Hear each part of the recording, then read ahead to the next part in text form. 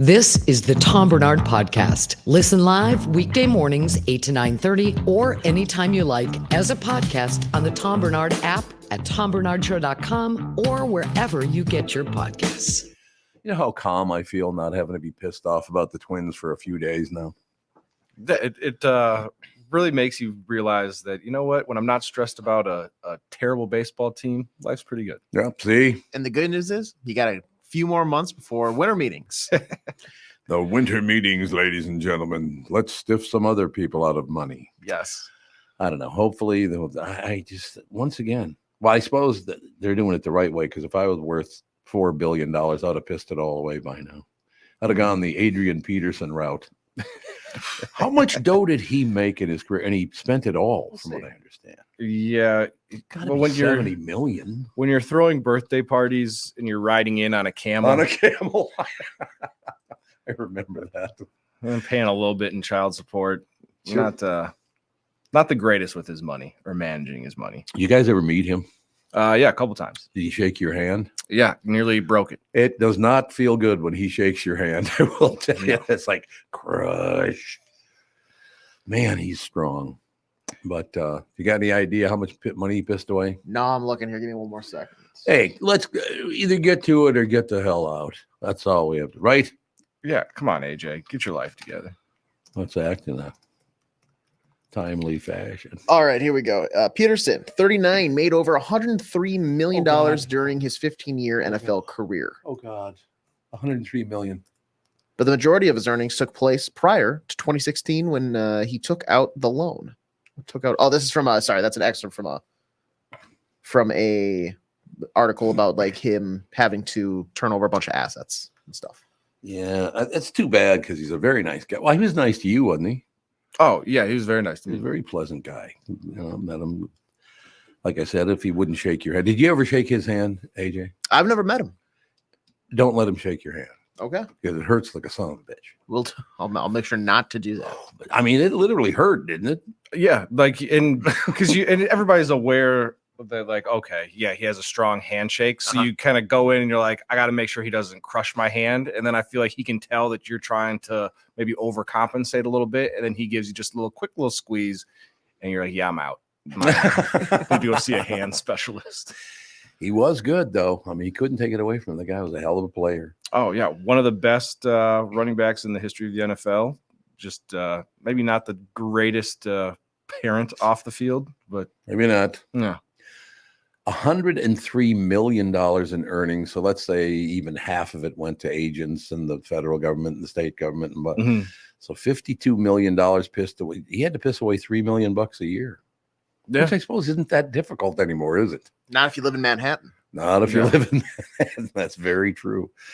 But I do miss it. He's a hell of a running back, very talented guy, a really decent guy. And I hate seeing that kind of stuff.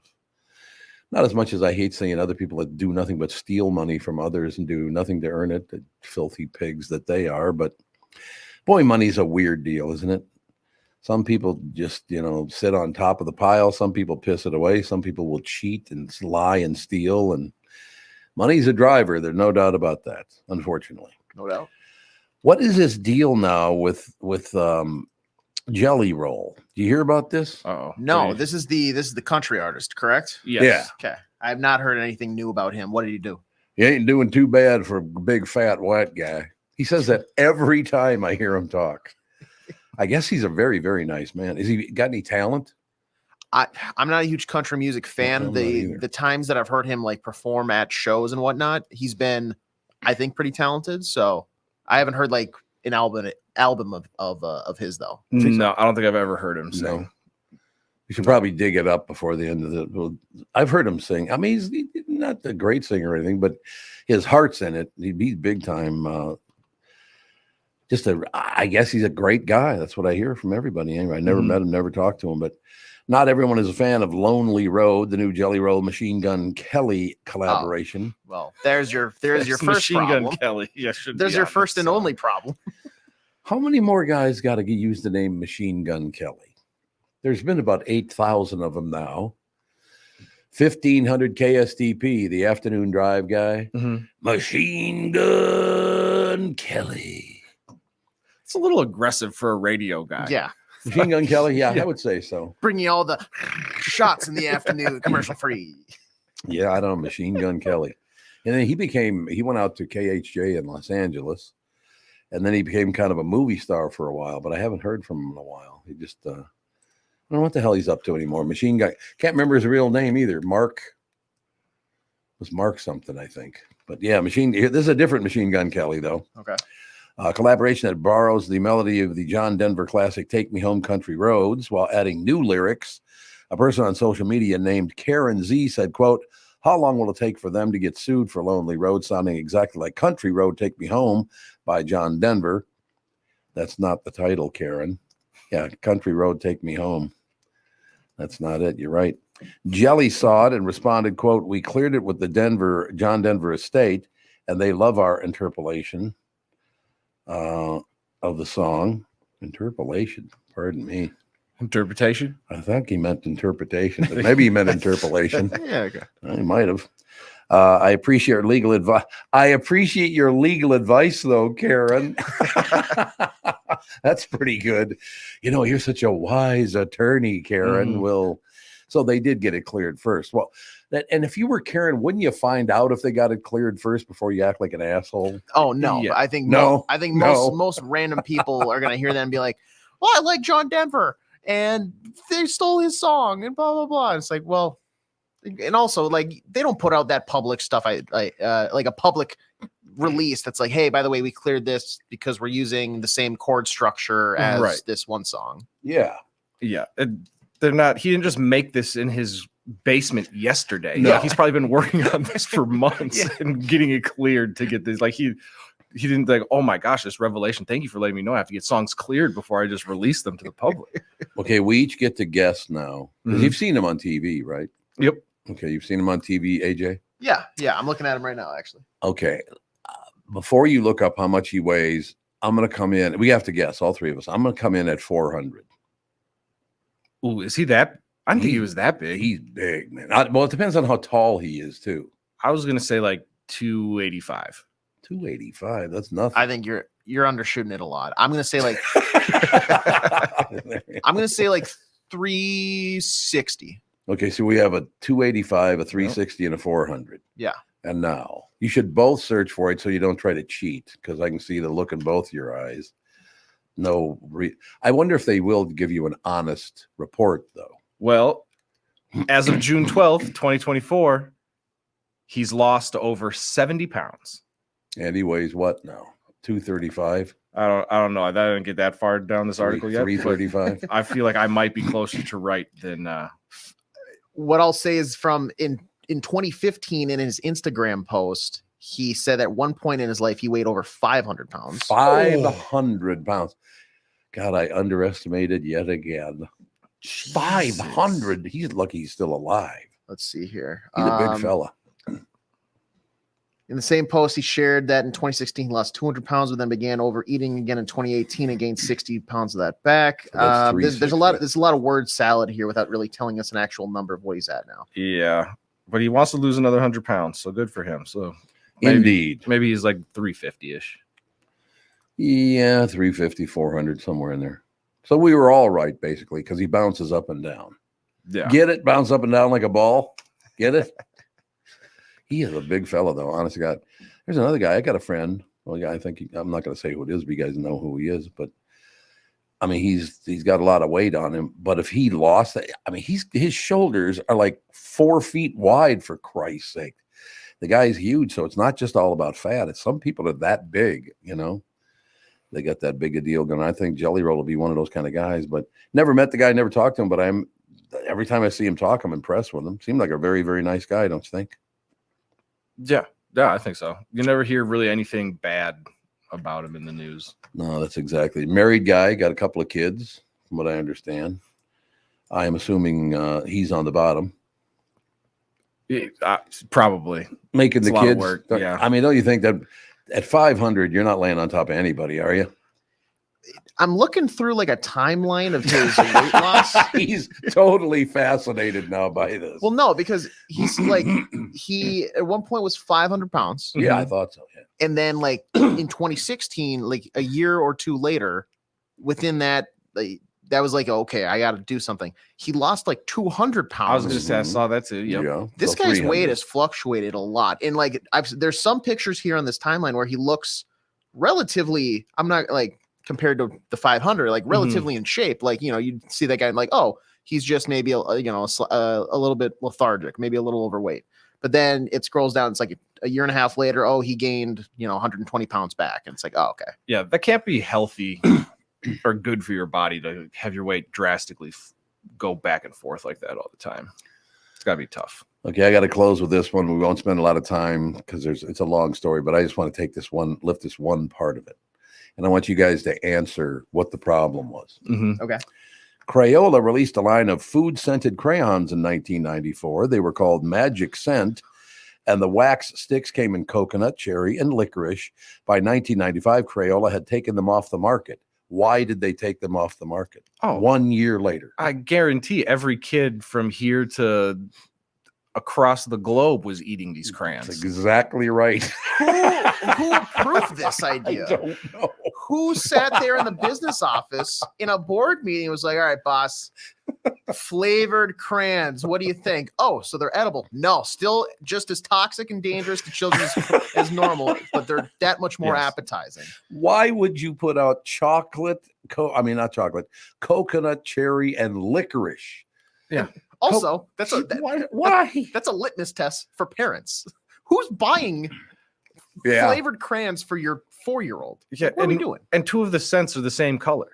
Licorice and cherries are both red. Wouldn't you go with like? Well, no, black licorice is much better. I hope they weren't making black licorice scented. You're racist. Black licorice is terrible. I love black licorice. How do you not like black? You're anti-Italian. That's what it is. I might have messed up. Did you say these were scented or flavored? No, scented. Well, it says here, scented. It says scented, yes. Still. Right. Still. You can't give something that smells like food to a demographic of people that naturally just try to put everything in their mouth. Yeah, absolutely. Oh, I know what you were just thinking. What you were going to say next. Well, it's like those scented markers. Yes. Yo, yeah. Like, we used to huff the hell out of those, and this smells like cherries. It's probably serious brain damage. Really, brain damage over here to my right. You see that coming? AJ knows what I have it knows too. what I'm talking about. I was in Mrs. Johnson's 3rd grade class. Smell this one. It smells like grape. It smells like cherry, blueberries. God, you guys are lucky to be alive. Hell no. I don't know out how of school by the time I was 16. That smelled so good. But Andy and Alex had. Definitely. Absolutely. Yep. All right, we'll take a break. We'll come back. This next one is scented like. What would this if this spot a Josh Arnold spot were scented? It would be scented like what, a bowl of matzo ball soup. Probably like a combination of freshly printed money and sweat from his exercise bike. Okay, we'll go with that. When you go to a restaurant, you expect the chef to be an expert. You expect your auto mechanic to be an expert when it comes to fixing your car. You judge them both by the results of their work. Josh Arnold is an expert in investments, planning your financial future. Josh Arnold is my expert, and he should be yours too. I talk to Josh every week, and he understands the market, the economy. He knows how to plan for your retirement. Don't put it off another day. The man with your plan is Josh Arnold. Call Josh now for a no obligation, 48-minute evaluation. You got nothing to lose, and you'll have an expert planning and managing your financial future. Call Josh at 952-925-5608. That's 952-925-5608. Investment services offered by Josh Arnold, investment consultant, LLC security investment advisor. Past performance is no guarantee of future results. All investments involve risk. All comments and opinions of Josh Arnold's do not constitute investment advice, and I am a paid endorser. The past several years have been the craziest in the history of the car business. The pandemic, supply chain and ship issues, all causing extreme inventory shortages that led to, predatory pricing. Some dealers charge thousands of dollars over MSRP. We never played that game. I'm Jim Paul of Alley Buick GMC. We knew that would leave a bad taste in a customer's mouth. More importantly, from an integrity standpoint, it was just wrong. So what about the current market? Inventory and pricing. Valley has their best inventory in years. Really all the Buick and GMC models. Even the previously hard-to-find Yukons, HD pickups, and Hummer EVs. Plenty of deep discounts. Many with factory rebates and low-interest financing. Then it's a good time to buy? It's a great time. We're welcoming our previous customers back, as well as anyone else that felt the treatment just didn't feel right the last time somewhere else. Valley Buick GMC in Apple Valley and Hastings, or valleycardealers.com. Car buying without the bad aftertaste. Let us take a second to talk about my bank, and that, of course, would be North American Banking Company. I just asked Bilski the other day. I was talking to him on the phone. He gave me a call. Mm-hmm. I said, let me ask you a question. I mean, you and I have known each other for several decades now. Why don't you have a job over there for like a bank vice president that pays about $1 million a year, and I could just, retire and do that? He goes, yeah, good luck. What do you mean good luck? Yeah, or like a consultant position. Yeah, what the hell? Come on. You've heard me talking about it for a long time now. When they opened in 1998, they made this promise, is what they did, to deliver a better banking experience for their customers, where you know your banker and they know you. While a lot has changed since 1998, this commitment to being a true community bank in the Twin Cities has not. So if you're looking for a better banking experience, why not bank with my friends at North American Banking Company? Go to nabankco.com or stop by any one of their 6 Twin Cities locations. Member FDIC, equal housing lender. You're listening to the Tom Barnard Podcast. Ladies and gentlemen, the not the jelly roll of sports broadcasting, Phil Mackey. We did a check, and the biggest jelly roll's ever been is 500 pounds. Jelly roll. We're 500 pounds. What's he at now? We couldn't find that out. We tried to track that down, but it looks like it's around maybe 350. I tried going to like jellyrollcurrentweight.com and it wasn't. Didn't show up. Unfortunately, no. It's a great website. I like to check that out at least a couple times a week myself. I have it bookmarked actually. So. Have you guys ever gone to men who look like KennyRogers.com? Or just Google men who look like, there's a website for it. Let me see. You painted up your lips and rolled and curled your tinted hair. Why did he do that when he sang? It was his form of vibrato, I guess. I guess so. There is a website that is men who look like Kenny Rogers. There's merchandise and everything. And people just submit photos of men who look like Kenny Rogers. Well, how about, the 4 of us? Where would we be on a site? Men who look like, and then you would be one of the men who look like. Who would it be that we would look like? That's what I would like to know. That's a great question, Tom. I mean, Ryan Gosling for me, most likely. That's what I was thinking. Yeah. Or kind of a cross between Gosling and like prime Brad Pitt. Yeah, a little Matthew McConaughey mixed in there. Yeah. Yep. Yeah, just a touch. Yeah. There you go. Another great website is it's a Tumblr page. It's a same pic of Dave Coulier every day. I love him. And the website just posts the same picture of Dave Coulier every single day. You ever met him? I've never met him, but Full House was one of my favorite guilty pleasure corny 90s TV shows. He is terrific. I had him in studio one day. He was there for the whole 3 hours.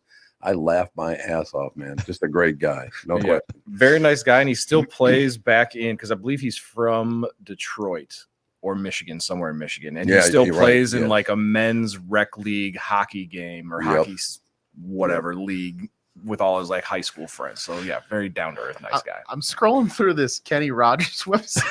I'm telling you. It's got his own show going in there. It's just like hundreds of pictures of random people, and it's like labeled where it's like pumpkin patch organizer, caterpillar keeper, sexual predator, and then at the very bottom of hundreds of people that look roughly like Kenny Rogers, it's Kenny Rogers' famous corn muffin recipe. Just so random. Didn't know he dabbled as a baker at Kenny Rogers. Didn't know anything. Many years ago, and I cannot remember the name of the listener on the queue. They found a picture. They said, Tom, honest to God, I was looking at the news this morning and there was a picture of this guy and I thought it was you. He said, he looks exactly like you. And I'm like, really? He goes, no, I'm not kidding you, man. So he sends me a picture of the guy and I look at it and it's like, Jesus, that looks like a picture of me. There's no question about that. And of course, the guy had just been arrested for like triple murder. Yeah. Thanks. Thank you. Thank you. I feel much better about myself now because I look like a psychopathic killer. Men who look like TomBarnard.com. It's all mugshots. It's all mugshots of criminals. That's very, very true. I love that, though. So how many different guys look like Kenny Rogers? I'm scrolling. Hundreds, if not thousands. maybe thousands. Yeah, there's one with a skipper boat hat. There's there's one wearing a police uniform. Ooh, that's good idea. There's one that is clearly in some sort of like Muslim outfit that looks like Kenny. Kenny Rogers. Yeah. Kenny's joined the pack now. That's good. There's a guy in like a box of like ready to make rice that looks like Kenny Rogers. There's a turban, a guy wearing a turban that looks like Kenny Rogers. Like He's died like 2 years ago, maybe 3 years ago, something like that. Yeah. He's not been dead that long, I don't think. Pretty recently. Yeah. Pretty talented guy. March. By the way, do you want that recipe for the muffins? 23? 2020. Oh, 2020. Oh, yeah. So he's been dead for 4 years. What's that? Do you want that Kenny Rogers famous corn muffin recipe? You painted up your lips and rolled and curled your tinted hair. Just a half cup of butter, 2/3 cup of sugar, 1/4 cup of honey, some eggs, salt, a couple other ingredients. You preheat the oven to 400 degrees. I like it. You cream together some of the ingredients, add flour to 20 to 25 minutes or until the muffins turn slightly brown. I will tell you something. Are those corn muffins? they are. Yeah. Because I am here. If the four of us sat down at the table at a rib joint and one of you didn't order corn muffins, you'd have to leave. Oh, it's a no-brainer. You have corn muffins dipped in barbecue sauce. Are you pulling my tit? Oh my God. Oh, I love the description for these two. He knows when to hold them and he knows when to fold them. He also knows how to make awesome corn muffins. Well, see, there, good. Now we're learning. And that's it. It says now, with the help of this top secret recipe, you can make some sweet corn muffins on your own that taste just like Kenny's. Top secret, but it's all over the internet. Yes. Yeah. To tell you, well, it's not exactly top secret then anymore, unfortunately. But I have a question for you. Do you guys now have a favorite like rib joint to go to in the Twin Cities? It's a great question. No. Not really? I need a Butcher and the Boar is probably like the closest thing, but it's not like a rib joint though. It's more of a higher end meat restaurant. Is that still down on Hennepin Avenue? So it was on Hennepin, but they moved it. I thought they moved it off of like it's like 3 blocks from the Target Field light rail station now. Oh, okay. kind of tucked around. It's back like by the Salvation Army building back there. Oh, sure. Yep. Yep. Okay. So a lot of homeless people can line up to get the leftover bones. That's what I would do. Hell, just sit outside. Absolutely. No question about it. By the way, there's a section on this website called if you're looking for men who look like Kenny Rogers, it's hangouts, hotspots, and havens to find men who look like Kenny Rogers. Really? Is that a big deal? Yeah, is it? this is getting out of hand. And it consists of there's literally 100 recommended places like state fairs, airports, a Waffle House, sandwich shops, malls, construction sites, Boot World, Binion's Casino in Las Vegas. Oh, Specifically Binions. Binions. Not the Nugget, but Binion's very specifically. Yes. The Golden Nugget. Spent a few days at that joint. No question about it. I said Hubbard doesn't do that kind of thing, do they? They don't do trips or any of that stuff. Not really. That's no. too bad. I think just the insurance and everything you need. I remember one time, like probably 15 years ago, 14 years. I think it was my first year at 1500 ESPN. And we put together like Vikings fans take a bus ride to Green Bay to watch the Vikings. Right. And then a couple people got bombed and got into a fight. And then somebody got like booted off the bus. And it was a whole thing. And there was like radio talent on the bus. And it's like, radio talent. What's that? In air quotes. I should have put air quotes. up there. Air quotes. Thank you. Thank you very, very much. No question about it. God, the one thing about when air people, disc jockeys, whatever you want to call them. Hey, yeah, coming up next. The thing I hate the most, and somebody just, again, showed me this, and it doesn't matter where they work or whatever. It doesn't even matter if they work in this town. But there were 4 of them, or 2 men and 2 women, and they were quoted in this article, and all 4 of them tried to be funny. Oh, God, it was painful. Ugh. Don't try. If you're trying to be funny, you're not funny. I'm sorry. Right? God, don't try to be funny. Hey, everybody. Coming up next on the Tom Barnard Morning Show.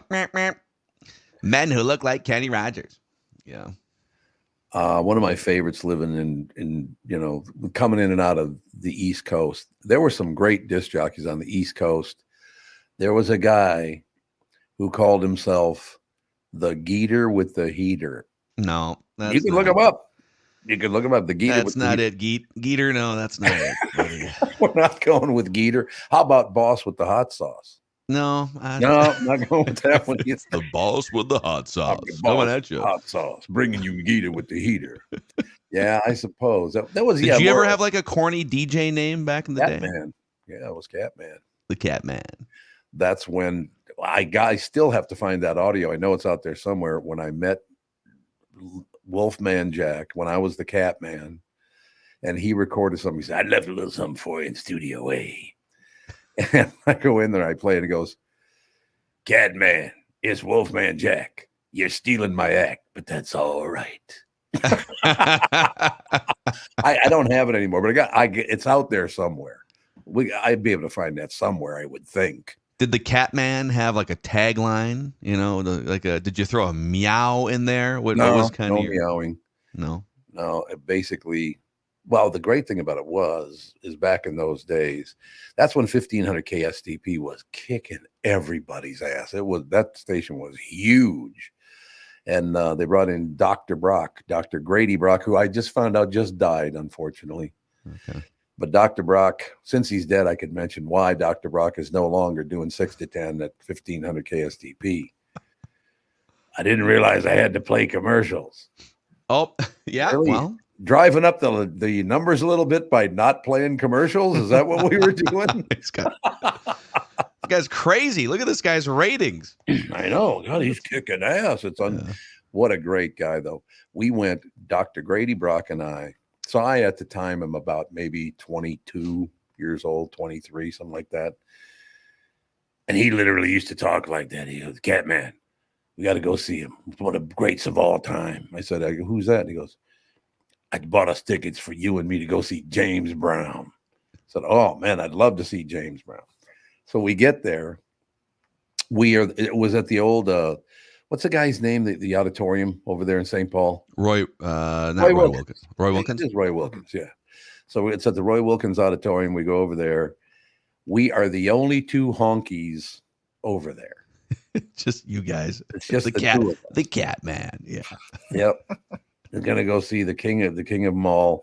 We get there, and so Grady Brock, of course, has to be a smartass.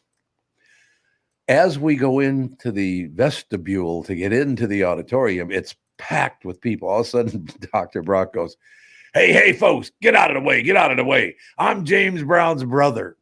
Oh, gosh. A white guy. It's like, yeah, I don't think you are.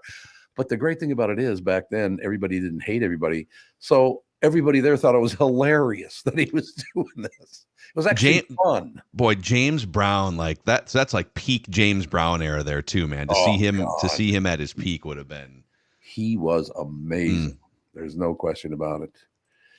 I know you got to go, so I'll close with this. One of my favorites of all time, because I was a huge James Brown fan. Huge, right? I Got Soul and I'm Super Bad. Oh. One of his songs. He put out an album, and I think maybe he might have hired one of his cousins to do the album cover naming and artwork and all the rest of it. They released the album on vinyl, of course, back then. They released the album. One day later, had to call back every one of the albums because the name of the album was King Heroin, about how it's so bad to be doing heroin and, don't be doing heroin.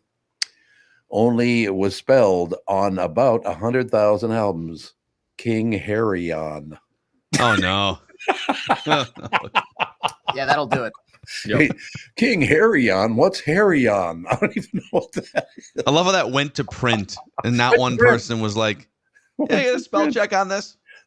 Another set of eyes. Oh God, what a career! That for radio, then a while in the record business, then oh my God, look at what I've done to myself. I go do radio, I get into voiceover, I do this, I do that. I mean, I never learned. No, but you've seen a lot. You've seen a lot. You've a lot of stuff. You've met some cool people. You've done some cool things. Yeah, it's very true. And if you grow a beard, maybe we can get you on menwholooklikeKennyRogers.com. And that's the real goal at the end of the day. Well, again, I made this point since I've lost 91 pounds. I could not grow a beard before, but now I can. Now you can. Why? You were too fat to be able to grow facial hair, but now it's another benefit. Yeah, I mean, but the only problem is the eyebrows too. They grow about 3 inches a day, for Christ's sake. It's like, what is this now? Do they grow together? Do you have like the unibrow thing, or I don't have the unibrow deal. No. I've seen those before, but get off the show. As a matter of fact, yeah, pain in the ass. It's time to get rid of Phil. I got to go find another picture of Dave Coulier here, so I'll see you guys on Monday. I love Dave Coulier. We'll look forward to seeing you on Monday. If you can find the album King Harry on, would you bring it into? See you guys. Thanks a lot, man. Ladies and gentlemen, Phil Mackey, SKOR North. I got soul. And I'm super bad. Don't forget that. Oh, I won't. No, okay. Could never. Look how far we've come. James Brown and Jelly Roll all in the same conversation. What do you think of that? Don't forget the late great Kenny Rogers. And the late great Kenny Rogers. A large amount of Kenny Rogers, as a matter of fact. Mike Lindell and MyPillow employees want to thank all our listeners for all your continued support. When Mike started MyPillow, it was just a problem solution, one product company. Well, since then, they now have hundreds of products, some you may not even know about. For example, the brand new 4-pack dish towels, just $25. 6-pack towel sets, just $25. Bed sheets for as low as $25 too. Check out their overstock and closeout sale and save up to 80% off select items. Looking for a good night's sleep? Take advantage of the classic collection on a variety of My Pillows for as low as $9.88. These amazing offers will not last long. So order now. Just go to mypillow.com, call 800-516-5146, use promo code TOM. When you need someone to listen, a lawyer you know and trust. If you've never been in an auto accident, it's hard to know what to expect from the insurance adjuster. Here are some tips. 1, if they taught you about whether or not you should hire a lawyer, it's a good sign that you probably should. 2, it's illegal for them to give you any legal advice. They aren't lawyers and they aren't licensed to practice law. 3, if they tell you that everyone involved in the accident is at fault, they're wrong. This comes from the belief that you're at fault for just being on the road. That's nonsense and not supported by any law. Finally, remember that friendly adjusters are often just gaining information. They want you to do most of the talking so they can file their report. I'm Mike Bryant from Bradshaw & Bryant. I hope you're never injured in a collision. But if you are, don't sign anything until you've talked to us. Find Bradshaw & Bryant, personal injury attorneys at minnesotapersonalinjury.com. Seeking justice for the injured. Bradshaw and Bryant. When you go to a restaurant, you expect the chef to be an expert. You expect your auto mechanic to be an expert when it comes to fixing your car. You judge them both by the results of their work. Josh Arnold is an expert in investments and planning your financial future. Josh Arnold is my expert, and he should be yours too. I talk to Josh every week, and he understands the market and the economy, and he knows how to plan for your retirement. Don't put it off another day. The man with your plan is Josh Arnold. Call Josh now for a no-obligation 48-minute evaluation. You've got nothing to lose, and you'll have an expert planning and managing your financial future. Call Josh at 952-925-5608. That's 952-925-5608. Investment services offered by Josh Arnold Investment Consultant, LLC Security Investment Advisor. Past performance is no guarantee of future results. All investments involve risk. All comments and opinions are Josh Arnold's and do not constitute investment advice. Tom Barnard is a paid endorser. You're listening to the Tom Barnard Podcast. And you're listening to me say Channel 5's Chris Eggert is brought to you by Mr. Money Talk Josh Arnold. Call Josh today for your free 48-minute evaluation, 952-925-5608. Chris will not be here because he's a stiff. Why did he say yesterday he couldn't be here again? I forgot. I think he's in Stillwater. They're covering some homecoming, and I can't remember exactly where it is. Oh, that's right. It's like it's a bit rural from my understanding, and he usually has a bit of trouble unless he's at some like internet hotbed. So I think internet hotbed. I have not been able to receive a text or anything back from him. So hopefully he's all right and just doing his job and it's nothing else. Yeah. He's a disaster. Let's be honest. Yeah, he's busy making sure nobody spikes the punch at the homecoming. Is that what it is? Yeah. Doesn't surprise me in the least. All that man does is give to society. I agree. Is that what you're saying? Yeah. I was just looking at this Crayola thing. It popped up again. Okay. The magic scent Crayolas. Why would you ever go with coconut, cherry, and licorice, the 3 flavors that kids are going to eat the most? Yeah, I feel like also like it was like grape, the purple crayon, and was cherry the red, because I feel like I couldn't off the top of my head tell you what coconut maybe smells like. Smells like? Probably not. Yeah. Yeah. No. Like I feel like if I smelt it, I'd be like, oh, that's coconut, but I couldn't describe it for you right now. Yeah, I could see that. Yeah. I can see that's true. A couple other ones in the same story. Portland, Oregon was named by a coin flip. The other name option was Boston. So Portland, Maine, or Boston, Massachusetts, I suppose. And then they went out there and called it Portland, Oregon, I guess. The 2 guys who founded the city were from Boston, Massachusetts, and Portland, Maine. There you go. The guy from Maine won the toss, and the city was named Portland. Oh, wait. So there's also a Portland, Maine? Oh, yeah. Portland, Maine's the original Portland. No idea. Let's get a little more original here, guys. Well, Portland, Maine was the first one. That's what I'm saying. Like, But he was just honoring the city he was from.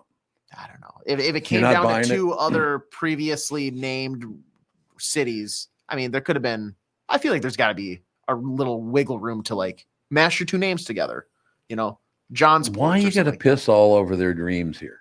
That's what I'd like to know. You know, if they're settling things by a coin toss, I feel like these guys can't make a decision as to Well, begin with. maybe. Okay. As long as we're talking cities, what is the greatest name of a town or city in the state of Minnesota? This one's not even close, by the way. Not even close. Unless there's some little tiny burg that I don't know about. The greatest city name? I don't know. I feel like Savage. That's a pretty cool name. For Savage a town. is good. Okay. Any other ones you can think of? Kind of rolls off the tongue. Laverne. Okay. Laverne. This one is Could also be your aunt. Your aunt? Wouldn't that be your uncle? Laverne. Yeah, Well, Laverne's Laverne's a woman's name too. Is it? Vern, and I think, women. is more of a guy's name, but Oh, okay. Laverne. He's got his own deal going in there. What the I don't know. Laverne and what the I don't hell? know. Laverne and I'm Shirley. feeling myself today. Well, come on now. Yeah, you kind of are. Kenny Rogers. Yes, boy, he's going to be hot. He's going to be hooked on that Kenny Rogers. If your beard was white, I'd put you on that website. Oh, there you go. There we go. Absolutely. The greatest name of a town in the state of Minnesota, no question. And I believe one of the great football players of all time was from this town. There's a town called Embarrass, Minnesota. Would you guys look it up? Embarrass. I think it's almost on the Canadian border. I'm not sure, but I think it's way up north. And I think it was a Bronco Nagurski was from Embarrass, Minnesota. I think It's got a population of 679 people. They're all It embarrassed to is- live there. yes. It is it's a little northeast of the Iron Range area. Yep. Kind of up past McKinley. Commonly known as the coldest place in America. There you 60 degrees below zero. Oh man. Not gonna go. No, you're not going to embarrass. No, not in the winter. How about in the summers? Get up to what, about 12, nice balmy 20 degrees. 20 degrees. I'm looking at like on Google Maps the stuff that is in there. Like, you know, you can kind of see the buildings and stuff. Sure. It's a lot of open space for Embarrass, Minnesota. I see the fire department. I see the timber hall, and I see a liquor store. So That's everything. a lot of ways to pass the time and embarrass. Now, do they bring up Bronco Nagurski in there? Is it true that he was from Embarrass, Minnesota? Let me look. I know he's from somewhere up near there, but I don't know if it's actually Embarrass or not. That'd be kind of cool if 650 people kicked out a great football player like that. Oh yeah, they're like their stars per capita. They'd be like number one in the Yes, exactly. country. But yeah, there's a couple of other. I found a list of other great Minnesota town names. There's a Ball Club, Minnesota, Ball Blue Club. Earth, Clam Falls, Yep. Clappers, Good Thunder. It's a pretty good name. Nimrod, Nimrod. You're Sleep- a Nimrod. Sleepy Eye, Twig. Yeah. Yeah, Sleepy Eye, Minnesota. Absolutely. Works for me, but it's not the coldest place in America like Embarrass. No, is. it's no embarrass. 60 below zero. My God. It looks like the name Embarrass was actually given by like French fur traders based on the word embarrass in French, which is like difficult to like it's obstacles. There's obstacles and difficulty when traversing. Oh, because yeah. there were such narrow, shallow rivers to like bring their furs up and down. Sure. So different meaning, but works just the same. Yep.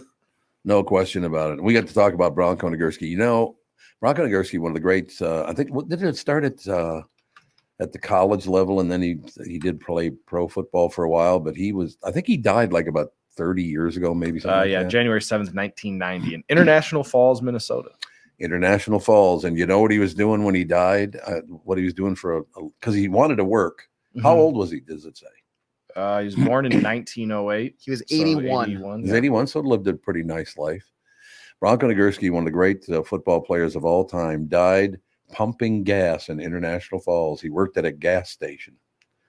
How cool is that? Was in the Hall of Fame, and he was a lifelong Chicago Bear. Or Yeah, I don't know, actually, 1930, Chicago Bear. Okay, they were the Chicago Bears. Yeah, because we had the Duluth Eskimos.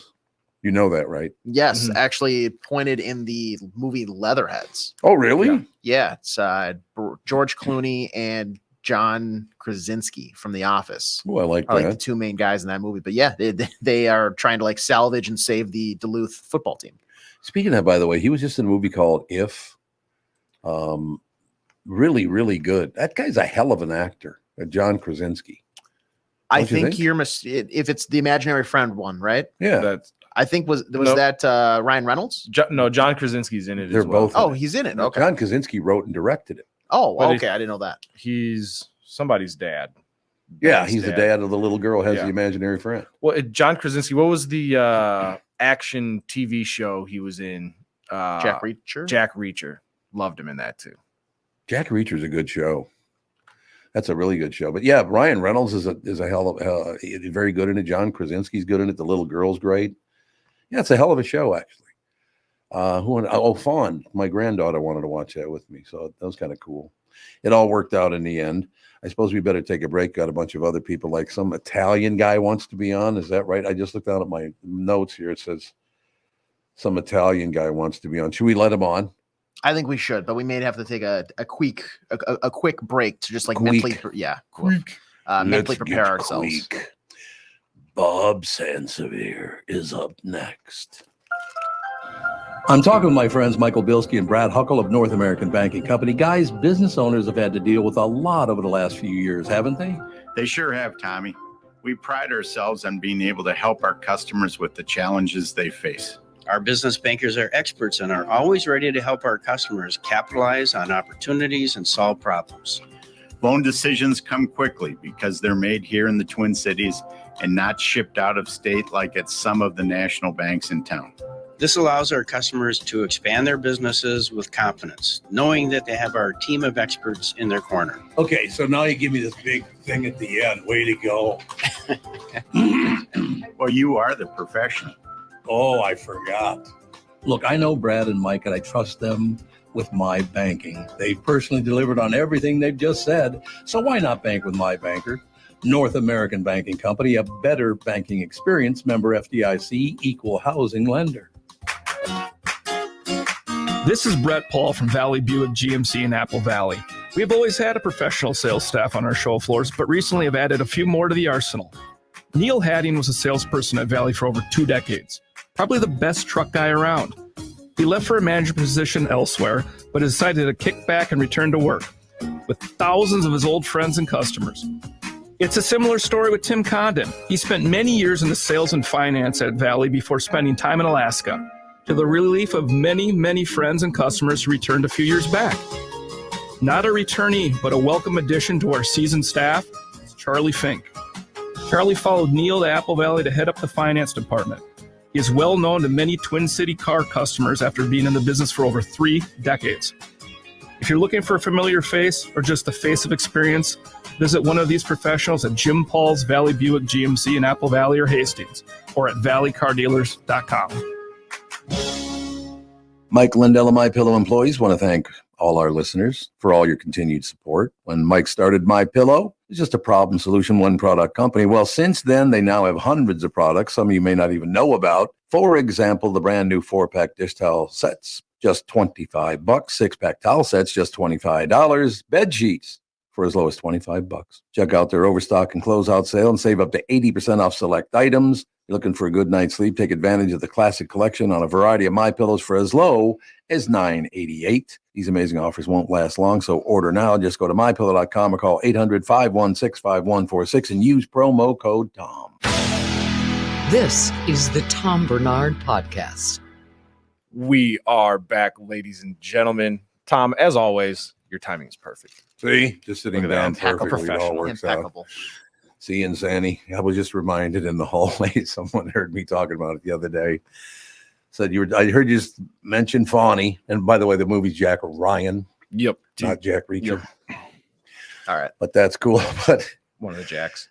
This guy said he's been laughing for a couple of days over this. But Andy's son, who on November 7th will turn 3.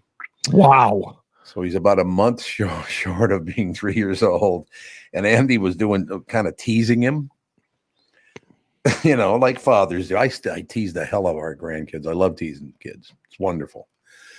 All of a sudden, little Ethan looks at his father and says, "Stop saying that crap." It's like, oh, okay. The kid's a listener. Yeah, apparently he listens. Stop saying that crap. Oh, okay. Whatever you say, pal. Has he said, "Dad, you're a hunyuck" yet? No, I'm sure that's any minute now. No question about it. So, Zanny, what's the latest with you, Pally? Well, with me, not a lot going on. We're finally, we got really hammered in a storm September 29th of last year. And that's right. Finally, the anniversary was Monday, but a lot of the work is getting done. So that's nice. Always a good thing. Glad to hear that. And last night, my son came over. My oldest son, sir. We watched the game. We watched Kirk Cousins throw for over 500 yards. Oh my God!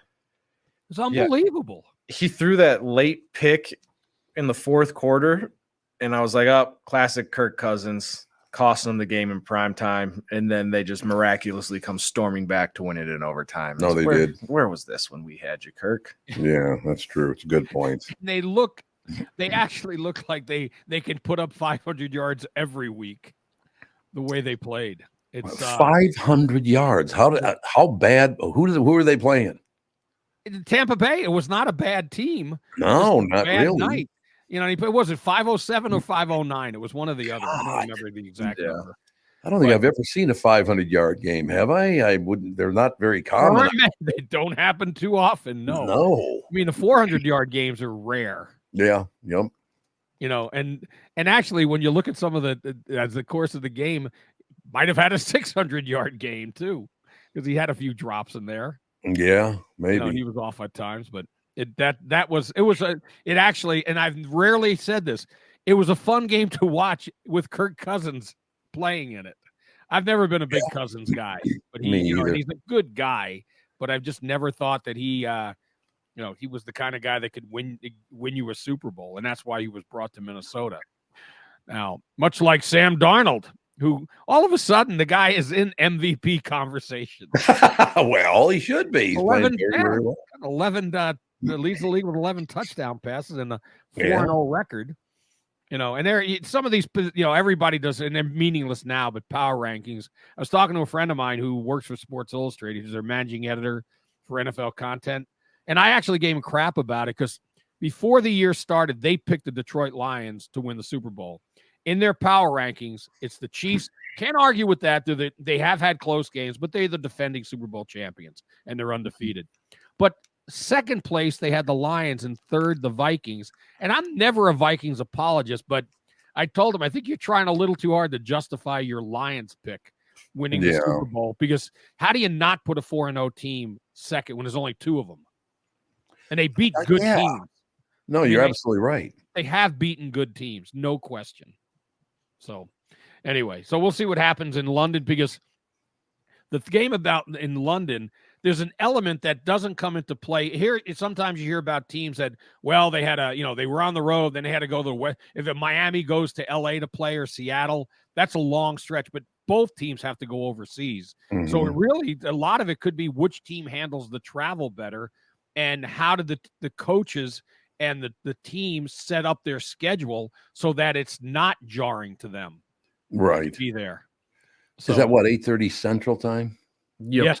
That's when 8:30 Central Time start. Okay. Yeah. So, okay. Before noon, you'll be done. Which is not bad on a Sunday. We like that. But you could imagine that, though. You could have 15 or 16 hours of football if you want to. No, thank you. Park your ass on the couch or the easy chair. Although in my 20s, I'd have been there and there would have been a huge breakfast, a huge lunch, a huge dinner. I would have watched the whole 15 hours. Oh, absolutely. In my 20s, I would have. You could bet there are people out there who will find a bar showing the Vikings game and they don't leave. Oh yeah, well that's downtown. If anybody that's downtown Minneapolis, Brits Pub, because obviously an English pub, they are doing a big watch party, and they're like, if you can't make it to London, here's the next best thing. You can go to Brits Pub and watch it on there. I love that pub. It's a great place. I mean, it is a great place, but there might be another bar or two carrying the game that's not. Yeah, maybe. Just maybe. Not just because it's Britain or Great Britain. Yeah. By the way, Britain wasn't enough. It's got to be Great Britain. Damn right. Why aren't we Great America? Right. So that's your average Britain. Great USA. No. We're not Great America because of our two political parties. That's why they're driving us all nuts. You've got me on that one. Good God. Would you please elect somebody? I'm getting so sick of this on both sides. Like, oh, it's horrible and we're all coming apart, it seems. Tom, the thing is, because I'm on social media, right, a lot. Mm-hmm. Yes. If you are a Kamala Harris fan, she's crushing him in the polls. It's we're going to kill him. And then the Trump thing, same thing. We're crushing him in the polls. I know. Haven't we learned since 2016, you can't believe a single poll? No. You cannot, because they're all rigged anyway. Well, they are. And by the way, if they're maintaining that nobody ever cheats in elections, they are lying their ass off. I'm not saying that Trump won the election or anything like that. I don't know if he did or not, whatever. But there's constantly cheating in elections. Yes, there's always someone who, number of people there. We see these stories about, 3,002 people voted in a where the rolls only have 2,010 potential voters or people who can vote, who are eligible to vote. You have 3,000 vote. And the one, remember last year, was it in Pennsylvania, where it was like 3,000 to 0 that Biden got? I mean, I don't know that that's possible that somebody didn't throw in for Trump. Yeah, I really wish they would stop. Could we just run an election where you don't have to? Well, the one thing that I loved is that debate I thought was nice and it was very friendly, and both sides made a couple of mistakes here and there. But overall, I thought the debate was really good until afterward, watching the coverage. Oh, my guy killed it. No, they didn't. Neither one of them killed it. It was actually halfway pleasant to watch because they were nice to each other a little. Well, they were cordial toward each other, but I mean, the thing that I remember from the debate is I didn't really know anything about J.D. Vance. He handled himself very well. Yeah, and our governor, I'm a knucklehead. I mean, why he has a record in the military, 24 years. That's something to be proud of. He never should have embellished or had to. No. And why do you say, well, you know what, Tom? I know that he was not in Tiananmen Square because I was in Tiananmen Square and I didn't see him. That's like, I mean, that's how outrageous it is. Why did you have to say you were at Tiananmen Square? And now there's people saying he's a Minnesotan. Well, he's not really. He's from Nebraska, I guess. And remember, you did watch it. Remember when Vance said, or Wall said about his son saw a shooting or a murder playing volleyball. Well, Vance, I thought he was serious about, well, really, I'm sorry to hear that. Yeah. His son's had to witness that. But then I saw something where someone said he was actually hitting him, like mocking him, because that's another thing they're claiming that he made up. Now, I don't know if it was in the newspapers yesterday that it was true. Yeah, was at a YMCA. There was a fight that broke out, and then like the worker shot like a 16-year-old girl. But was it inside or outside? I mean, it's a question about whether or not he might have been like, I don't know, like Walls was in China that summer of Tiananmen Square. Was he actually there to witness it, or was he in the playing volleyball and happened outside? I don't know. But I mean, that's the thing, you can't trust the media. They just throw crap out there. And it's, yeah, I don't know why they got to get so whipped up about stuff like that. But I agree. I want it to be over. Yeah, I've had enough. We got another month to go. Unfortunately, it's like, oh my God! Matter of fact, it's a month from today, isn't it?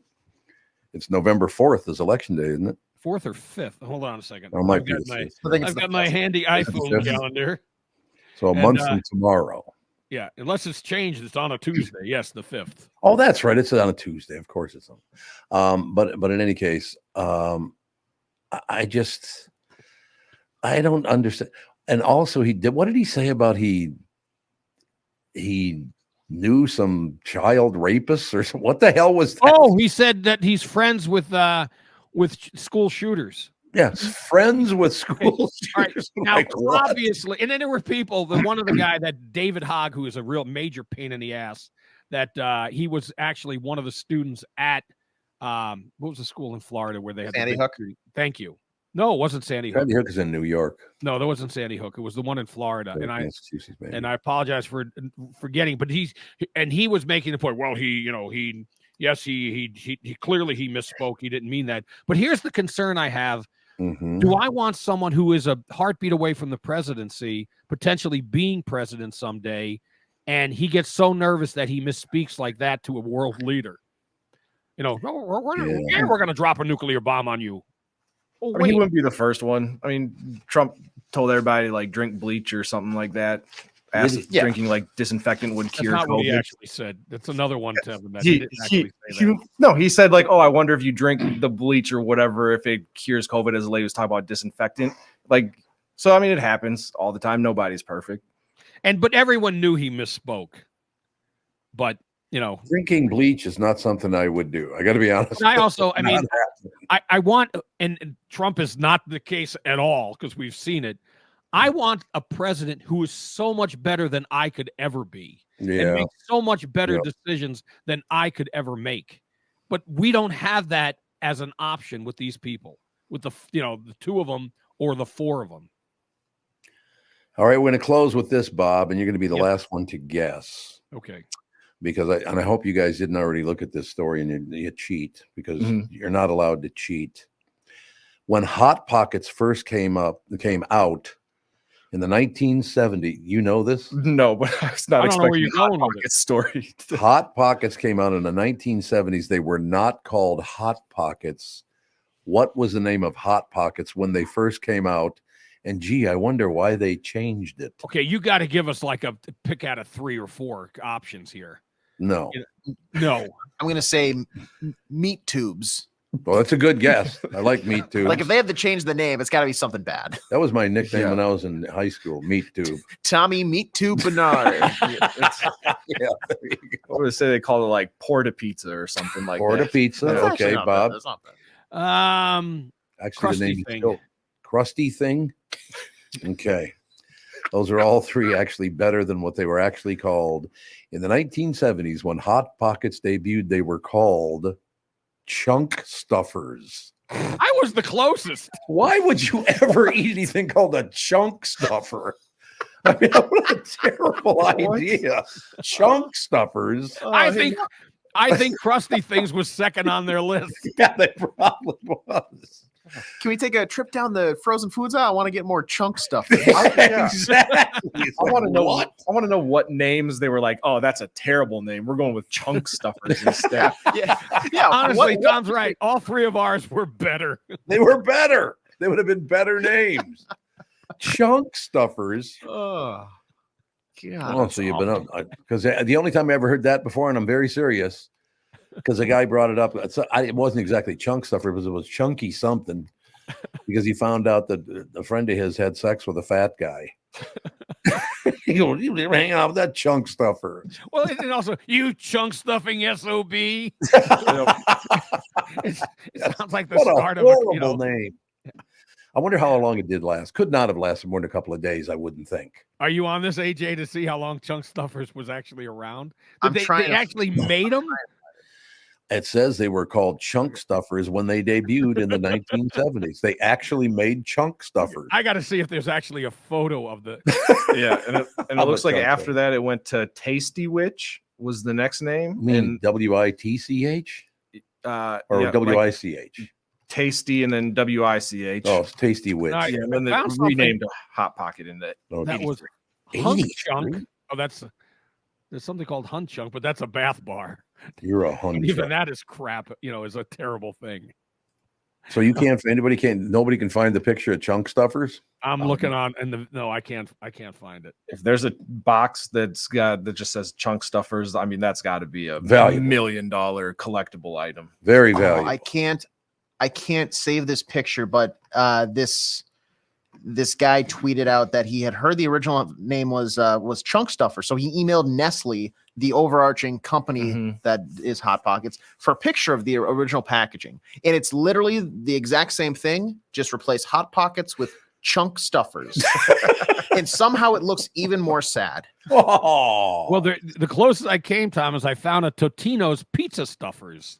Pizza Stuffer. Those were good though. Yeah, those were good. Not Chunks, but Pete. There, let's see if I can. Chunk Stuffers. It's hard. What was the song? Go out and get your chunk stuffed. Chunk Stuffers. Yeah, Chunk Stuffers. That's Jesus Palomino. What? I wonder what else the guy who came up with Chunk Stuffers. What other things he did come up with? Yeah, just a naming spree by the Chunk Stuffer guy. Yeah, nice touch. Unbelievable. All right, Sandy, get All right, off the show and get back to work. Oh yeah, we'll see you after the big game on Sunday. We'll talk. Ladies and gentlemen, Bob Sansevere, who could be better on a Friday than Sandy? That's what I'm saying. That chunk stuff in SOB. Chunk stuffer, Sandy. We'll be right back with Tim Lammers right after this. When you go to a restaurant, you expect the chef to be an expert. You expect your auto mechanic to be an expert when it comes to fixing your car. You judge them both by the results of their work. Josh Arnold is an expert in investments and planning your financial future. Josh Arnold is my expert, and he should be yours too. I talk to Josh every week, and he understands the market and the economy, and he knows how to plan for your retirement. Don't put it off another day. The man with your plan is Josh Arnold. Call Josh now for a no-obligation 48-minute evaluation. You've got nothing to lose, and you'll have an expert planning and managing your financial future. Call Josh at 952-925-5608. That's 952-925-5608. Investment services offered by Josh Arnold Investment Consultant, LLC Security Investment Advisor. Past performance is no guarantee of future results. All investments involve risk. All comments and opinions are Josh Arnold's and do not constitute investment advice. Tom Barnard is a paid endorser. Is that text you're sending so important that you missed your turn? Is that text you're sending so important that you ran the red light? Is that text you're sending so important you didn't see the ball coming onto the road or the child that followed? Hi, I'm Mike Bryant from Bradshaw & Bryant. When you take your eyes off the road for even 4 seconds, your vehicle travels 100 yards. That's the entire length of a football field. If you absolutely have to text, you need to pull off the road somewhere safe and do it from there. Texting and driving is against the law and can cause serious injury or even death to you and others. Now that is important. We hope you're never injured in a collision, but if you are, please contact us. Find Bradshaw & Bryant, personal injury attorneys at minnesotapersonalinjury.com. Going farther with Mike Bryant on your side, seeking justice for the injured. Bradshaw & Bryant.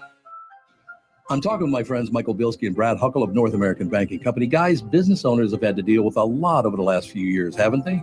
They sure have, Tommy. We pride ourselves on being able to help our customers with the challenges they face. Our business bankers are experts and are always ready to help our customers capitalize on opportunities and solve problems. Loan decisions come quickly because they're made here in the Twin Cities and not shipped out of state like at some of the national banks in town. This allows our customers to expand their businesses with confidence, knowing that they have our team of experts in their corner. Okay, so now you give me this big thing at the end. Way to go. Well, you are the professional. Oh, I forgot.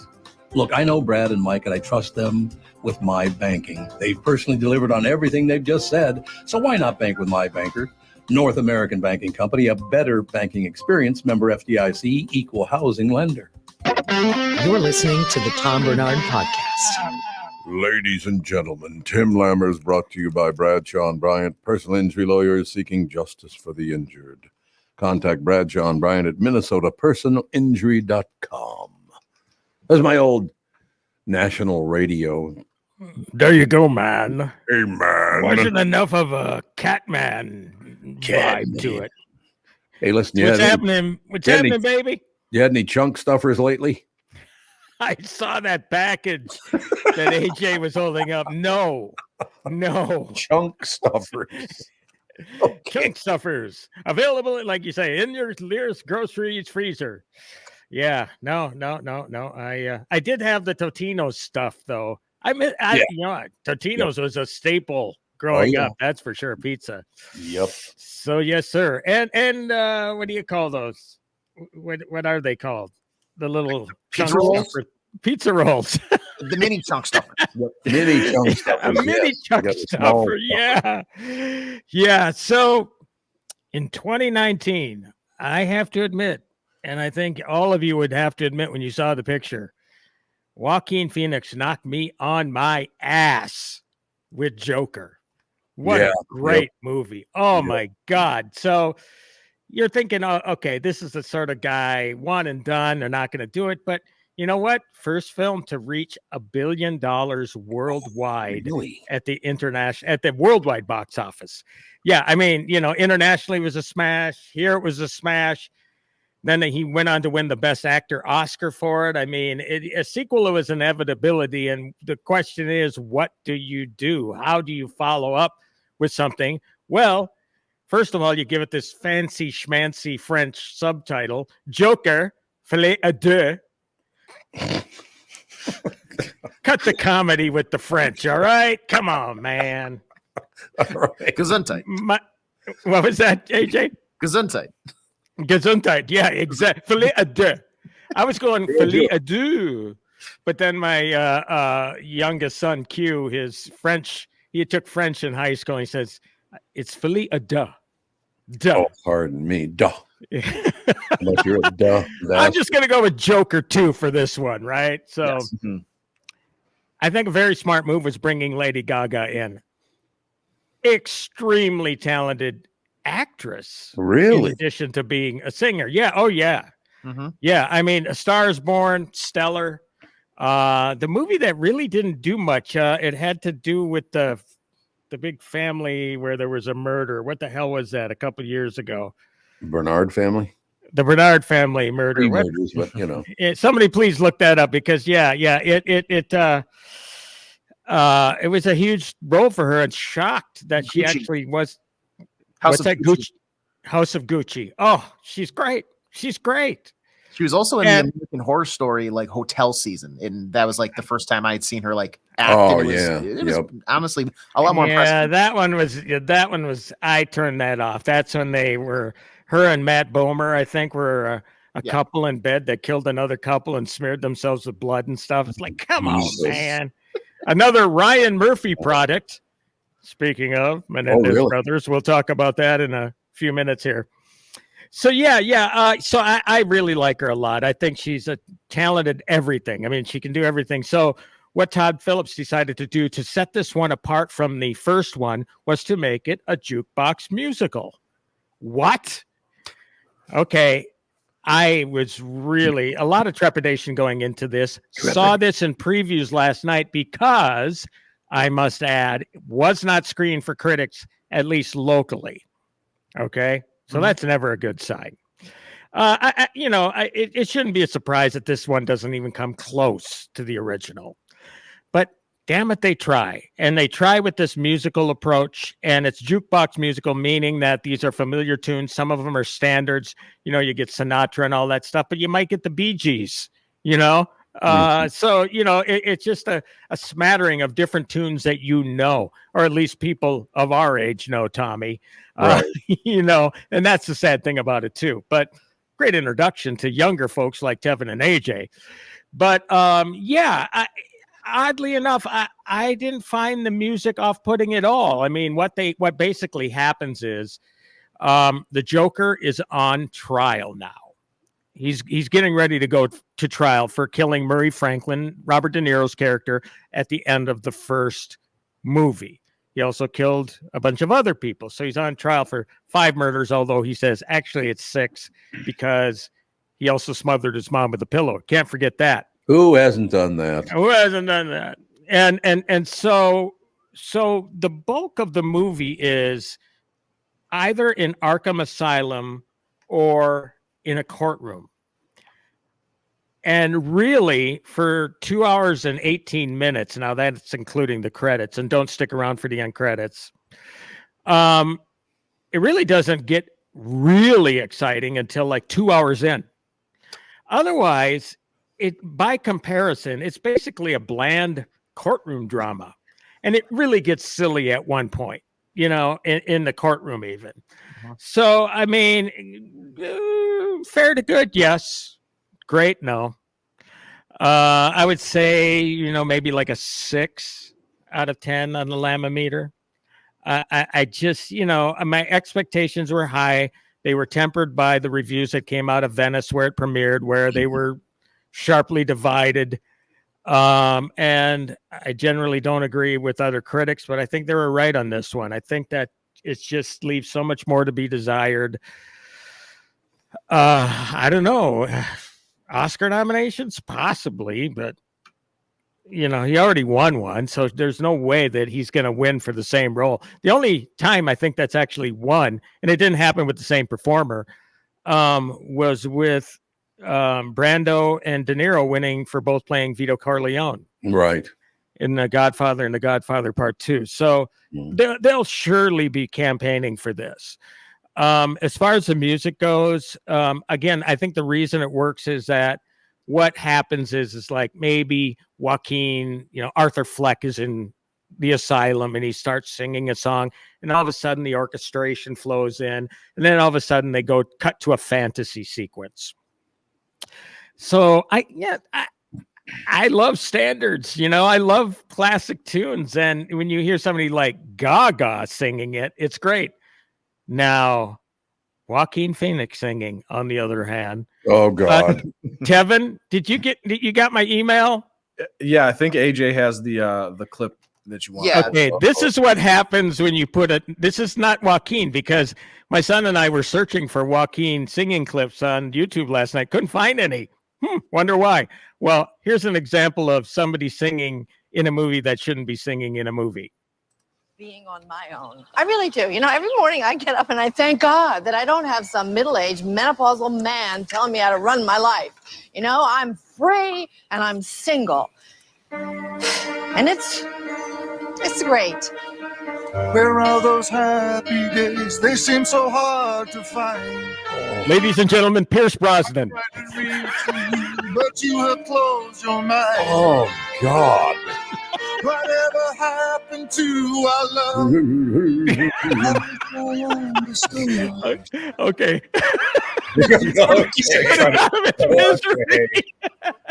No, I will say that Joaquin singing isn't quite that bad. They probably auto-tuned him, but not as noticeably. Okay. And certainly not as bad as, oh my God, if you found anything from Russell Crowe from Les Miserables. Oh Jesus. God. And another one more really famous. Who's that? Singing, I Was Born Under a Wandering Star. You ever heard it? No. You got to look it up. I Was Born Under a Wandering Star, Lee Marvin. Oh my God. It literally starts like this. Well, could you find it? Let's see here. I was born. It's from the movie Paint Your Wagon. They should know that they can just have somebody else good sing the song. Have the actor just I mean, back in the day, even I think, was it My Fair Lady that Audrey Hepburn didn't sing? They actually put somebody else's voice in there, so it's not like it's. I don't know. I mean, they're going for the authenticity. Maybe I think in this day and age with the internet, people bitch about everything, and I'm sure that why didn't they have Joaquin sing? But yeah, that's true. Again, it's not. It doesn't come to the level of bad like you just heard there, right? Or probably Lee Marvin. You got it. I've never heard of this person or this movie or this song. Lee Marvin, you've never heard of him? Cat Blue, Lee Great Marvin. actor. I think I found the clip though, based on the preview I heard. Here we go. I was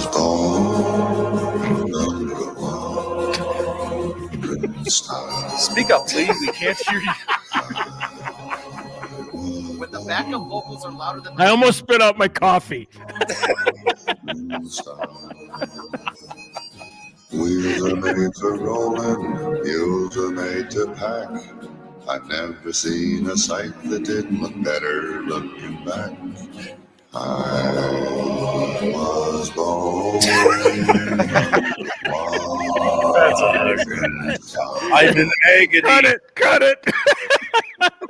Sounds unsure of the words he Good was saying. job, Abe. Good job finding that one. Yeah. So, yeah. No, again, this is not to take away from Joaquin Phoenix, the actor.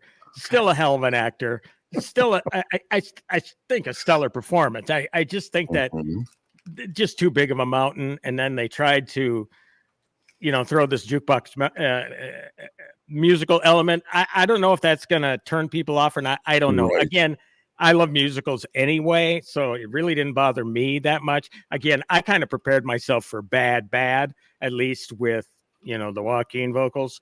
But Lady Gaga, God, anytime she sings, she's just so brilliant. So if anything, I'd love to see her in a Harley Quinn spinoff because she plays Harley Quinn.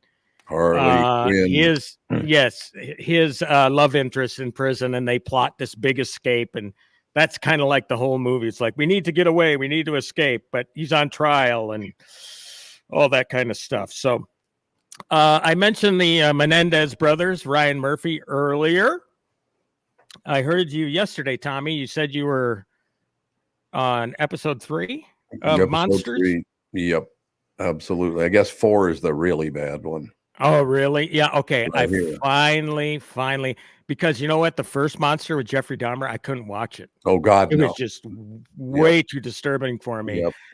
So I did see the first episode last night. So, and I did see the face get blown off of Javier Bardem's character, Jose Menendez. Yep. But now, because of the series, apparently, the court is going to hear more evidence. Yep. So, wow. I know. It's pretty amazing. How many years have they were actually, that's the weird thing. They were they first arrested in 89, but they weren't actually convicted until 96. But either way, they've been in prison for almost 30 years right now. God, isn't that amazing? Oh, man. Massacring your own parents. That's got to be. Oh, my God. So, yeah, it's really grabs you. That's for sure.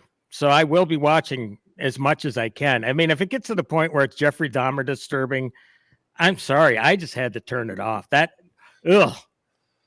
the thing is, you and I, Tom, especially, we remember this stuff, when it was happening in real time. But it's the biggest hit worldwide on Netflix right now. And there's no reason for it not to be. I mean, it is a compelling series. Just, you got to have a stomach for it. So anyway, that's it. I'm not going to sing a song on the way out. I'll spare you that. Not gonna sing. We'll go out with Lee Marvin. Way too loud. Yeah, it's too loud. Simply too loud. Way too loud. I think Clint Eastwood sings in that one too. He does. I'm not He sure. absolutely does. He does. But again, Lee Marvin, Clint Eastwood, they're such badasses. Yep. Let them do what they want to Best do. of Who all cares? time. Who's going to tell them to their face that they suck? No one. Nobody. All right, right, young baby. man. We will talk to you next week. All righty. Have a great weekend, guys. Thanks, Timmy. You too. See ya. Tim Lammers brought to you by Bradshaw and Bryan, personal injury lawyer seeking justice for the injured. Contact Bradshaw and Bryan at minnesotapersonalinjury.com. We'll take a break. Be right back. KB2 will join us right after this. Mike Lindell and MyPillow employees want to thank all our listeners for all your continued support. When Mike started MyPillow, it was just a problem solution, one product company. Well, since then, they now have hundreds of products, some of you may not even know about. For example, the brand new 4-pack dish towel sets, just $25. 6-pack towel sets, just $25. Bed sheets for as low as $25. Check out their overstock and closeout sale and save up to 80% off select items. You're looking for a good night's sleep? Take advantage of the classic collection on a variety of MyPillows for as low as $9.88. These amazing offers won't last long, so order now. Just go to MyPillow.com or call 800-516-5146 and use promo code TOM. The past several years have been the craziest in the history of the car business. The pandemic, supply chain and chip issues, all causing extreme inventory shortages that led to, well, predatory pricing. Some dealers charge thousands of dollars over MSRP. We never played that game. I'm Jim Paul of Valley Buick GMC. We knew that would leave a bad taste in a customer's mouth. More importantly, from an integrity standpoint, it was just wrong. So what about the current market? You know, inventory and pricing. Valley has their best inventory in years. Really all the Buick and GMC models. Even the previously hard-to-find Yukons, HD pickups, and Hummer EVs. Plenty of deep discounts. Many with factory rebates and low-interest financing. Then it's a good time to buy? It's a great time. We're welcoming our previous customers back, as well as anyone else that felt the treatment just didn't feel right the last time somewhere else. Valley Buick GMC in Apple Valley and Hastings or valleycardealers.com. Car buying without the bad aftertaste. I hosted my show on the radio for 40 years. Now I host the Tom Barnard Podcast, and I'll tell you, I've never seen the passion and engagement from our audience as I do now. I know we also have businesses that listen to our podcast, and it got me thinking, wouldn't it be great to help those businesses grow by telling my listeners about them? So here's the deal. If you own or handle marketing for a business, would like to have my audience buy your product or service, visit TomBarnardShow.com, keyword partner, and we'll put together an ad campaign to help your business. That's TomBarnardShow.com, keyword partner, and thank you for listening. You're listening to the Tom Barnard Podcast. Ladies and gentlemen, Kristyn Burtt Entertainment News brought to you by North American Banking Company. Go to nabanco.com to learn more. Member FDIC, equal housing lender. What's up? Tom, I think you inspired all of this. You couldn't stop talking about Kitty Menedez's face. And now they are getting our DA here in California is looking at Lyle and Eric Menendez's case again. They are? Yes. Yeah. Well, Kim Kardashian's like starting a Free the Menendez Brothers campaign. Free the Menendez. She's desperate, though. That show collapsed, didn't it? No, they're still going. I thought like, no, they're still going. They're still on top of the world. Yeah. I I mean, thought they're the not as top famous as 15 they anyway. were. They're not as famous as they were, but Ish. Horrible people. So, Katie Menendez. Kitty.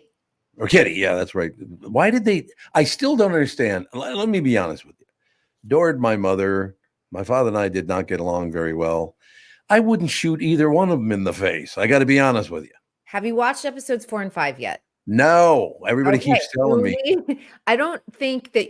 Okay, I want your argument to come back on Monday when you've watched episodes 4 and 5, because this is kind of where everyone's talking about this. Okay. So first of all, when the series came out, Lyle and Eric pushed back on Ryan Murphy. He's the creator of this, and understand this is the Hollywood take on it too. But he's just like, they said, this is not our portrayal. I can't believe you did this. Mhm. And Ryan Murphy is like, I will die on this hill that this is actually doing them a service.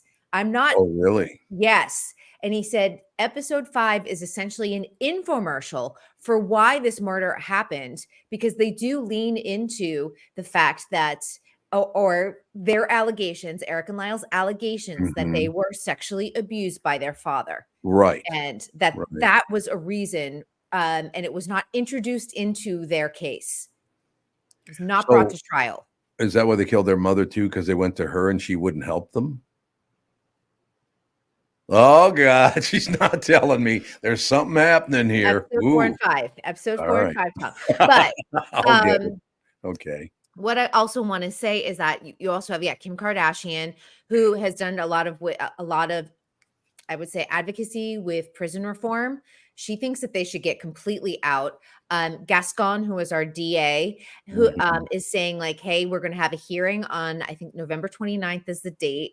They are going to look at the case again, see if the judge made an error by not introducing the abuse claims. And right now they're in jail for life without parole, but this could even lessen their charges. Even if they don't get completely exonerated, it could lessen the charges to manslaughter.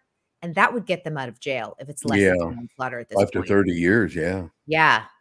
So their case has never been hotter. It's like hotter than ever, honestly. And it's kind of unbelievable that a Netflix show brought all of this into motion. And I'll tell you, Ryan Murphy is like, I'm not going to listen to their criticism because I don't think they've seen episode 4 and 5. And if they do, they'll see that I am on their side for this. So That's what a story. I think I saw a quote where he was saying he thinks they'll be out by Christmas. Oh, he did say that. Yeah, like that, which that seems like a very expedited timeline. And the judge must be a huge Ryan Murphy fan. That would be Gascon, our DA. And I will tell you, if you know anything about Gascon, he's not really well liked in California. He's a very lenient DA. So if you look at Gascon's history, I would say that maybe Ryan Murphy's statement isn't outlandish. Honestly, it could wind up turning out that way. And I will tell you that I think Eric and Lyle Menendez, if they do come out of jail, are going to wind up like Gypsy. Was it Gypsy Rose? Gypsy Rose, yeah. Gypsy Rose, yeah. It's going to wind up in that situation where she's made into a huge celebrity. Right. Will they end up on Dancing with the Stars? Oh, God. Ooh, I don't think so. And I'm going to tell you why on this one. They had Anna Delvey. She was voted out first. They got such a backlash for it that the fans are finally saying, we're done with you having criminals on the show. We're exhausted. This is done. And I think that if the casting director is listening, you wouldn't have Eric and Lyle Menendez because they're still going to be controversial figures. Mm-hmm. And I think if Gypsy Rose had not gotten pregnant, I still think she probably would have been on Dancing with the Stars too.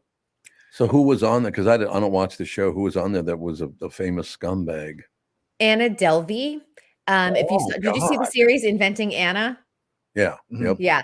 And the most amazing thing about Anna Delvey, she was partnered with my friend Ezra Sosa, is that she didn't care. Like, she didn't care about your opinion. She didn't care about the producer's opinion. Because usually you get on the show and you think, I'm going to remake my career and I'm going to become more popular.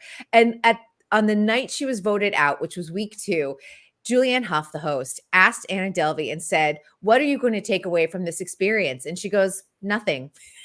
Oh, God. And it was so, I don't think she's an icon, but I think that statement was like reality show iconic. Like, we'll always remember it because she's just like, I don't need you. I can do my own thing. Right. And I think Anna Delvey has a lot of like self-reflection and inner work to do, to be honest. But I do think she's probably going to have every reality show producer knocking on her door to do another show. The Traders, maybe, Masked Singer, because that comment was just enough to get people to like have her phone ring nonstop. God, I got a lot of catching up to do with the hatred in the world. You do. You know what's so funny, Tom? One of your listeners wrote in and said, I started watching Dancing with the Stars this season because of you. And I was like, I converted one person. Way to go. But the cast is pretty buzzworthy this year. So I think that's why and there's, Olympians and things like that. And they're pretty heavy on social media. I think that's why we're seeing a lot of it. Okay, I have to do something right now that I don't know what this is. It was sent to me. Charlie from Albuquerque, I believe, sent it in. And I don't, it's a t-shirt. I don't know what it is though, but it was sent in unrevealed. Said, do not reveal it until Kristyn Burtt is on the show. Oh, okay. So I gotta stand up here so I can see that I'm holding it properly. Okay. You ready? Do I need my glasses? Do I need to read it?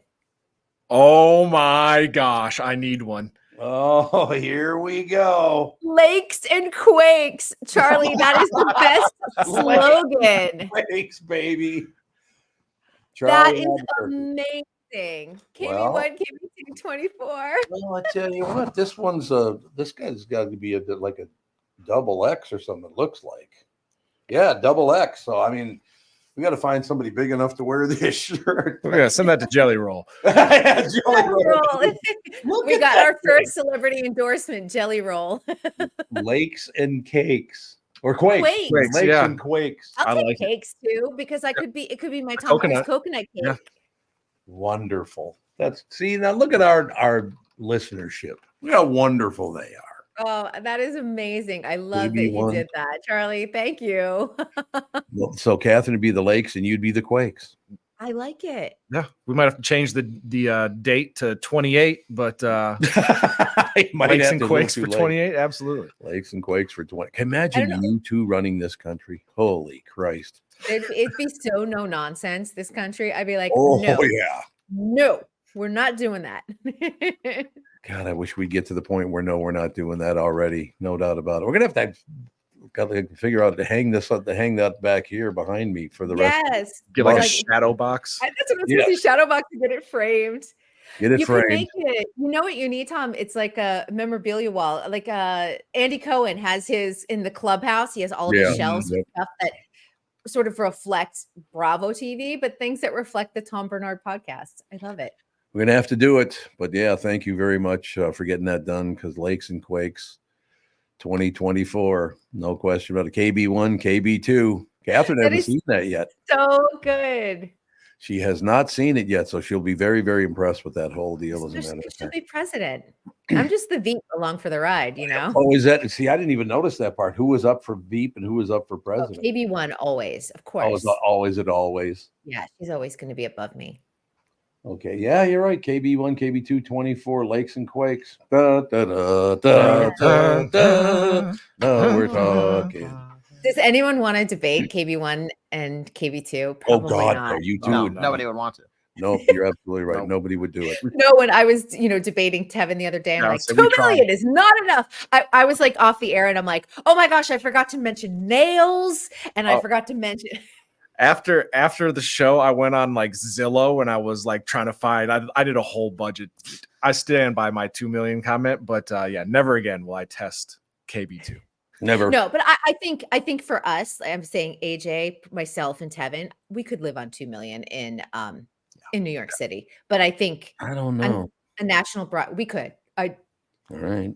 I lived in New York City on like 2 cents. So I was very poor in New York City. But I will say that someone who's a national broadcaster on 2 million, probably not.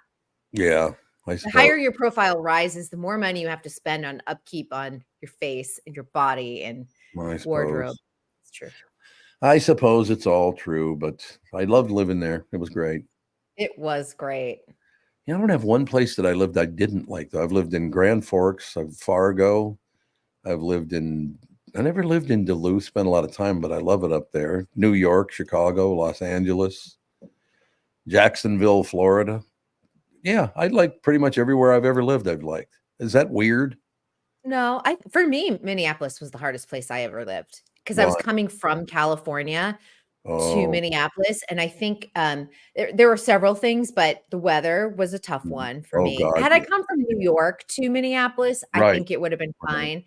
The darkness too. You guys, it gets dark really early. And then and there's a lot of gray days in winter. So that was tough, just in terms of my mood and everything. But the third thing too, and it was my schedule. I had a lot of overnight hours and working third shift on the air. That's just really tough. Yeah. And trying to have a social life and be like, I have to go to bed at 7 p.m. So I can't really go to dinner with you. I can go to like a 2 p.m. dinner if you're interested. Yeah, it was really tough. When you're vice president, though, you'll be able to go to dinner. Yep. Yeah, that's all your life is dinners at that point. And then you do the garden thing at the White House and decorate for Christmas. Yeah, my house is going to be nice. I can't wait. I would not want to hear the first like press conference with KB1 and KB2 if my name came up. I would not want to be watching that. The best part of this campaign is Tom being the first man in the White House. Good luck. The best part is going to be Tom having to decorate for Christmas because that is the first lady, first gentleman's job. So it is. How are you going to decorate? I'm going to get a fake tree with one of those little wheels that turn around. I'm vetoing this as vice president. She's already vetoed it. We have fresh trees. We want the smell. We want the ambiance. I love Christmas. No, you go with the fake tree and you tell them it's because you're anti-deforestation. Yeah, see? So you can turn it into a political argument. Because you can turn it into mulch and make it fertilizer. We lost. We give ours to the fire station, and they use it for mulch every year. We recycle ours, and you have to have a tree for Jude because the dogs in the White House are very popular. Jude, No question. You know what he did to me last night or 2 nights ago? Jude is now, 11 years old. Been with the family forever. We're upstairs, and I'm sitting on one side of the couch. Catherine lays down on the other side of the couch, and then he kind of lays down between us. Only I don't know what I had. I don't know, it was like a chip or something. And he sat right next to me and stared at me. And so finally I turned and said, Jude, knock it off. He stayed in the exact same spot, but turned his back to me. Like, That's right. I'm not even looking at you anymore. You won't give me a chip. You deserved it, Tom.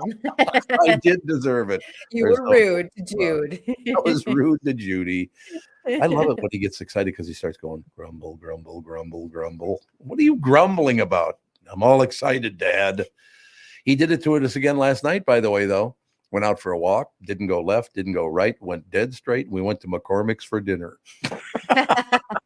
He decides when we go out to dinner now. Okay. I love it. The pets run the house. They do indeed.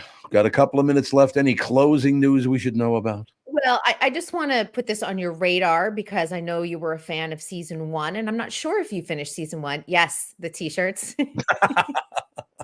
The trackers. Did you finish season 1? Not yet, but we're very close. Okay, because season 2 is coming your way October 13th. So I wanted to make sure that you started catching up because I know that you really loved that show. And it was one of the big breakouts of the last TV season. Got the Super Bowl treatment, and it's hard to land in the top 10 these days as a brand new show on broadcast network. So I think television's phenomenal. I really do like it a lot. There's no doubt about it. No question. Oh, and there's also Abbott Elementary is doing that. Do you guys see this? The crossover with It's Always Sunny in Philadelphia. Yeah. Yep. Do a crossover show because they're both in Philadelphia. Both in Philly. Both good shows too. Yeah. Crossover shows used to be a lot more popular. Yeah. I feel like back in the day. So it's nice to see them kind of reboot it. What you talking about, Willis? That's going to be really interesting, I feel like. Yeah. Oh, it's going to be quirky as hell. How's that gonna I'm curious to see whose humor they lean more towards, because I feel like some of the stuff they do on Sunny is not what is available to be done on Abbott Elementary. Well, that's my question too, and they haven't dove into this yet, but I'm wondering, is there a crossover where they come to Abbott Elementary, which would be ABC, of course, and then at some point later in the season, because they haven't filmed yet from Abbott for It's Always Sunny for this fall season, does then Abbott wind up on FX? Oh yeah, that's a good question. It would be a double crossover. One thing I must tell you about Abbott Elementary, the principal of the school, they had to have filmed that many, many years ago because that woman is an exact copy of my friend Benny's mother. I'm not really? The attitude, the way she looks, the way she talks to other people. That was Benny's mother, man. I saw her Janelle James. I think she is so spectacular. Oh, she's phenomenal. Yeah, she's so good. She steals a lot of the scenes from everyone too. I ain't telling you a damn thing. I just love that she's spending the whole day trying to be an influencer. So she's selling things live on TikTok while she's the principal of a school. I wouldn't want to piss her off. I'll tell you. I never wanted to piss his mother off when I was a kid. I can guarantee you that. She's great. All right. One more shot. You want to see one more? One more shot of my Lakes and Quakes. There it is. Is it on screen? Because I'm behind. Yep. Yes, it is. Perfectly framed. You're going to be the coolest team ever in the White House in the VP. It'll be unbelievable. Spot. Yeah. And I'm ready to step up in case KV1 can't. I'll help What if out. she just decides she doesn't want to live in the same country as me anymore and gives the presidency to you so she can move to Europe? Oh, gosh. I think I'm going to move to Europe with her, to be honest. I'm telling you, though, honest to God, okay, I got to close with this. I have to do it. Because Catherine asked me if I would, because we haven't been, to Europe in quite some time now. Mm-hmm. So she asked me, do you have any interest in going back? And I said, yeah, we haven't been to Europe in a long time. Take one of our vacation weeks out. Last I checked, she's now got 3 weeks of vacations next year in Europe. I was like, really? I don't know if you know this or not, but I'm not a billionaire. Jesus. You said you wanted to go, Tom. Do it. My mom's on her way next week to go to Well, Portugal for 3 weeks. So That's you can where do she it. wants to go, is to Portugal. And then it's a walk from Portugal to Spain. Yeah, and if you go, like, when are you going to go to Spain in the fall? I think it is in Spring? October. Yeah. Yeah, it's the best month. I went to Spain in October, well, before the pandemic now, but it was just like the perfect temperature, like sunny, 75. You can go to the beach. It's great. Oh, it was so great. Hey, let me show you the downside of it. I was gonna say, is there my wallet flying away? Spiders that crawling out of your wallet, a tumbleweed? Exactly. You can do it, Tom. You can do it. I know you can Thank do you. it. Thank you, KB2. I really appreciate your support. Talk to you on Monday. See y'all on Monday. Bye, guys. Excellent. Kristyn Burtt Entertainment News brought to you by North American Banking Company. Go to nabanco.com to learn more. Member FDIC, equal housing lender. Hell of a show today. Look at all the stuff we got done today. Oh, jam packed. So much. Didn't even miss Chris Eggert. Oh, I like it. Who are you talking about? What? I like it, ladies and gentlemen. That's going to do it. The family show up in about 10 minutes.